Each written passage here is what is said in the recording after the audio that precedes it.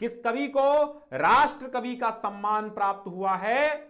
आपके ऑप्शन है भारतेंदु हरिश्चंद्र, आपके ऑप्शन है मैथिली शरण गुप्त, आपके ऑप्शन है सूर्यकांत त्रिपाठी निराला, आपके ऑप्शन में है रामधारी सिंह दिनकर। देखो यहां पर आपको दो मिल रहे हैं। अगर यहां पर आपसे कहा जाए कि राष्ट्र कवि कौन है तो दो हैं। अब दो में से आप किसको टिक कर रहे हैं मुझे बताओ। लोग ए टिक कर रहे हैं, कुछ लोग डी टिक कर रहे हैं। मुझे पता है आप ए और डी टिक करेंगे। मुकेश कुमार जी हैं बी टिक कर रहे हैं। ए और बी और डी टिक करेंगे, पक्का बी और डी टिक करेंगे। लेकिन नहीं भैया, बी और डी में अंतर है।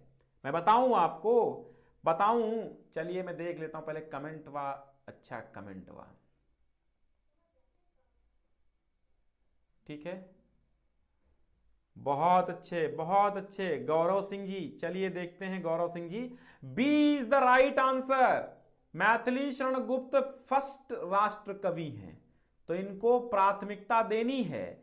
और दिनकर जी भी हैं लेकिन ये सेकंड राष्ट्र कवि हैं। चूंकि यहां पर ऑप्शन एक ही होना चाहिए था, क्योंकि लेकिन अगर आप यह भी टिक कर देते तो भी सही माना जाता, यह भी टिक कर देते तो भी सही माना जाता। क्योंकि प्रथम राष्ट्र कवि की उपाधि जो मिली थी वो मैथिली शरण गुप्त को मिली थी। वो क्यों मिली थी? क्योंकि भारत भारती लिखा था, जिसके चरण निरंतर रत्नेश धो रहा है, जिसका मुकुट हिमालय, वह देश कौन सा है, वह देश कौन सा है। वह भारत भूमि के प्रति लगाव था उस भारत भारती में, तो राष्ट्र कवि का नाम दिया गया था मैथिली शरण गुप्त को पहली बार। इसके बाद रामधारी सिंह दिनकर की रचनाओं में जब देखा कि फावड़े और हल राजदंड बनने को हैं, मिट्टी सोने का ताज पहन इठलाती है, दो राह समय के रथ का घर घर नाद सुनो, सिंहासन खाली करो के जनता आती है। तो रामधारी सिंह दिनकर की इन पंक्तियों को आप समझिए, कुरुक्षेत्र और उर्वशी जैसी कृतियां लिखने वाले, कुरुक्षेत्र परशुराम की प्रतीक्षा जैसी कृतियां लिखने वाले रामधारी सिंह दिनकर सेकंड राष्ट्र कवि हैं। तो आप शायद अब कंफ्यूजन आपको नहीं होगा।